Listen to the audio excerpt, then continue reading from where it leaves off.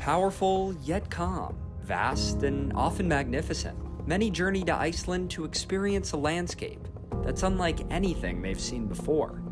But as the tourists come and go, others stay and live, working to build community and find purpose, just like the rest of us.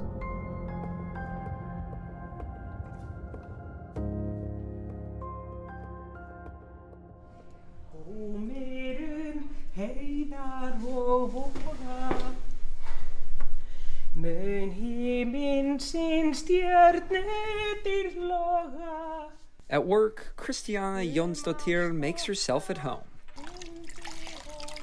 Singing, cleaning, This I made of a woman in the sea. painting, and creating. I meet people who understands me, and I'm not judged, and I am allowed to be the way I am. But that acceptance was something Christiana fought years to find. I was diagnosed in 2014 when I was 41. And, you know, it freed me a lot because I knew why I was so peculiar. That diagnosis, autism, something shared by most of those who spend their time here at an organization called Specialisterna. We help the people who no one would take care of otherwise. Bjarni Torvi Alfdorsson is the CEO of Iceland's chapter of Specialisterna, a group that provides a social space for adults with disabilities. We are trying to helping people getting to live what we would call normal life. While also working with these individuals and employers to create more job opportunities in the ordinary labor market. Everyone should need to open up their eyes to see that those people have a lot to offer. Bjarni Torvi says they've found jobs for about 60 of 200 clients since the group started in 2011. But there's still a way to go, illustrating what people in many countries describe as a challenging transition into adulthood. To find a place in the society. Where am I? An often precarious gap between school and work for people with developmental disabilities. The service for adult individual with autism or intellectual disability is somehow more fragile. Pediatrician Ingolfur Einarsson has worked for Iceland's State Counseling and Diagnostic Center for 20 years. It's the largest diagnostic and treatment center in Iceland for children with developmental disabilities. Many other countries have felt the increase in the numbers of children that are diagnosed with ASD, autism spectrum disorder. We have experienced the same. And with diagnoses increasing, This is just the teenagers, and then you know, the other. more people will be confronting these challenging transitions out of school. Many parents do have an anxiety of what will happen. That's Maria Jonsdottir. She also works for Iceland's State Counseling and Diagnostic Center, but as a social worker. We work in a team with its family. But the relationships she builds over time are often forced to phase out as students age out of school and other support systems specific to children. The parents often feel alone, you know, many things are changing. People that have been following the families for many years, they disappear because the adult service take over when they become 18. It changes quite a lot regarding healthcare, social service, education, work. Sigrun Birgisdottir, a mother of 2 adults on the spectrum, remembers the insecurity she felt as her kids got older. What would happen to them, where they would live, would they get any jobs that would suit them, would they be happy?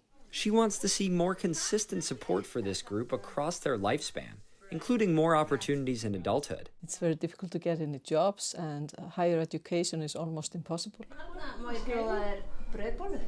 One of the few adapted learning options for adults with disabilities in Iceland is here. At an adult education center in Reykjavik called Fjolment. Of course they are here to learn something new, and also for the socializing. They offer courses in music, art, cooking, and more to a group of about 450 students ages 20 and up, with all different types of disabilities. They should have a possibility to choose what they like to learn, just like all other young people. Director Helga Gisladottir says the goals she has for her students are simple. I want to see for them what I want to see for everybody. Over at the University of Iceland, disability studies professor Stefán Hardunk explains this idea of equal opportunity is something society needs to more than just aspire to, according to the UN Convention on the Rights of Persons with Disabilities. It's just the human rights of disabled people to be included. So it's not a question, it's not a choice, like, do we want to do this as a society? It's where we have to head. He says Nordic countries with expansive welfare states like Iceland have historically provided strong financial security to help take care of groups like those with disabilities. But that was not based on an idea of inclusion, on the idea that people would have the same rights as other people. That's why he and other advocates are calling for more opportunities for those with disabilities in the ordinary labor market and higher education system. This is a more radical notion of inclusion, which requires the state and other actors supporting people so that they can enjoy inclusion, which means participation on their own terms. Beyond funding, Stefan says this requires creativity, helping employers come up with positions that actively include this population while also supporting their business. That is an important issue that we have to question norms in the labor market, unwritten rules, expectations, because if we are going to try to push disabled people into employment as it is, if we don't question that, then it's often not going to be sustainable. About 1 year into its current 4-year term,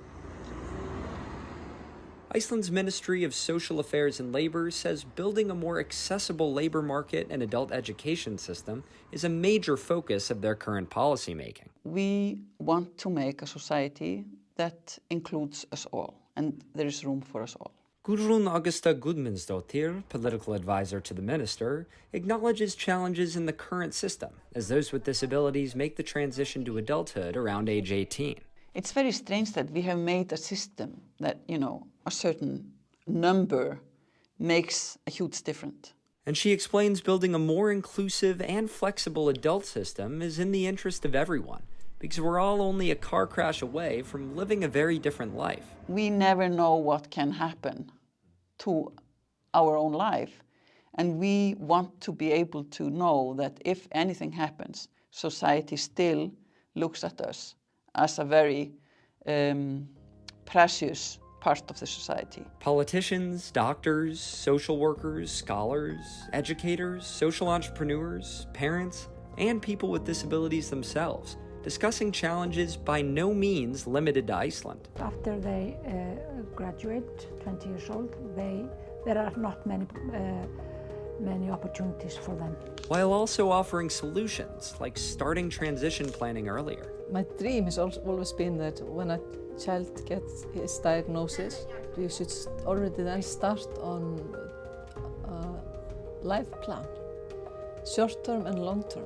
And engaging different levels of society. Organizations in the labor market, for example, should develop diversity policies that refer literally to disability and that set objectives. It's work that requires creativity and collaboration between government, schools, employers, and families. Creative thinking is something we are all very good at, and organizations in the labor market do that all the time. And perhaps progress can be achieved a bit more swiftly in this picturesque island nation. It's kind of good thing how small we are. It should be easier, to go through the lines we need to go to get yes for doing things, etc.